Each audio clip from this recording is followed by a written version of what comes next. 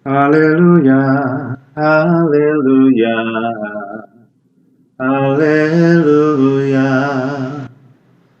haleluya, haleluya, haleluya.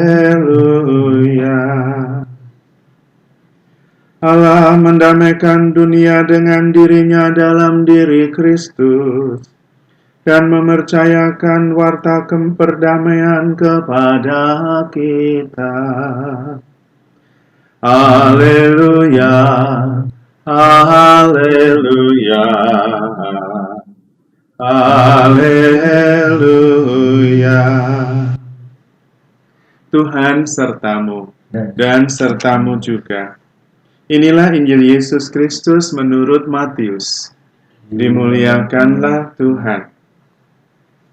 Sekali peristiwa, orang-orang Farisi bersekongkol untuk membunuh Yesus. Tetapi Yesus tahu maksud mereka, lalu menyingkir dari sana.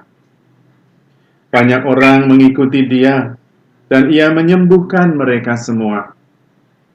Dengan keras ia melarang mereka memberitahukan siapa dia, supaya genaplah sabda yang telah disampaikan oleh Nabi Yesaya.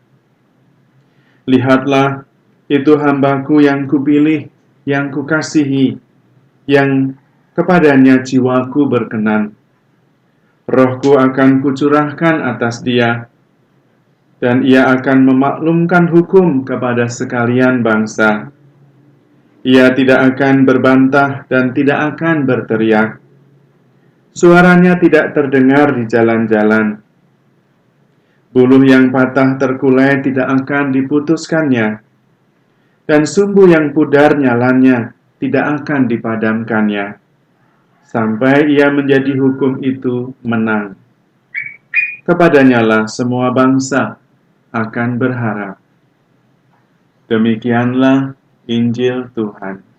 Terpujilah Kristus. Saudara-saudari terkasih, Tuhan Yesus datang untuk menyelamatkan dengan cara taat kepada kehendak Bapanya. Maka meskipun orang Farisi bersekongkol mau membunuh dia, Tuhan tetap setia menjalankan kebaikan-kebaikan, tetap menyembuhkan, tetap mengerjakan mujizat, dan tidak membuat gaduh dengan mereka yang memusuhinya. Tuhan tetap setia kepada kebaikan. Tuhan tetap setia kepada kebenaran. Tetap setia pada kasih. Karena itulah tugasnya.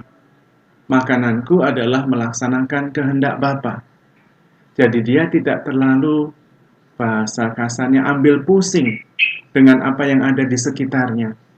Orang Farisi mau membunuh dia, orang Farisi mau menjebak dia tidak gaduh dengan itu semua. Dia tidak menggunakan alasan itu untuk tidak setia melaksanakan tugasnya. Itu sebetulnya yang patut kita tiru. Kita masing-masing punya tugas masing-masing. Yang orang tua punya tugas membesarkan dan mendidik anak-anak. Yang pasangan-pasangan punya tugas untuk saling mengasihi sesuai janjinya. Apa yang terjadi dengan di sekitarnya? Apakah pasangannya memperhatikan atau tidak? Atau anaknya nakal atau tidak? Tidak bisa menjadi alasan untuk tidak setia.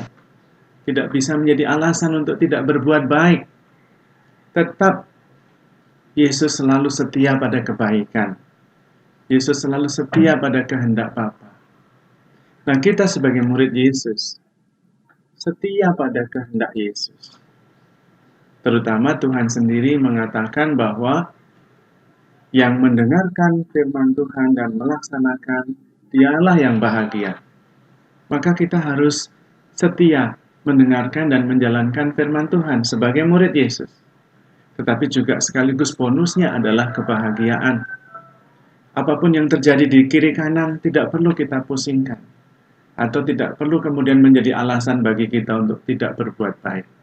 Untuk kemudian tidak setia melaksanakan kehendak Tuhan. Marilah kita mohon rahmat Tuhan, supaya kita selalu bisa setia kepada kehendak Allah, apapun yang terjadi di sekitar kita. Kalau ada kemungkinan berbuat baik, kita lakukan. Kalau ada kemungkinan harapan, kita pilih harapan itu, bukan keputusasaan. Seperti Tuhan tidak mematahkan buluh yang terkulai dan memadamkan sumbu yang nyalanya berkedip-kedip, tetapi tetap membawa pengharapan, membawa keselamatan, dan kabar kebenaran. Mari kita mohon rahmat Tuhan, supaya kita juga bisa setia menjalankan kebenaran dan menjalankan firman Tuhan. Allah Bapa Maha Baik, kami bersyukur kepadamu karena Engkau memberi kami rahmat iman, sehingga kami memahami kehendak-Mu. Berilah kami kekuatan, agar kami juga dapat melaksanakannya dengan setia. Semoga apapun yang terjadi di sekitar kita, tidak menjadi halangan bagi kami untuk melaksanakan kehendak-Mu. Sebab Engkaulah Tuhan dan pengantara kami, kini dan sepanjang segala masa. Amin.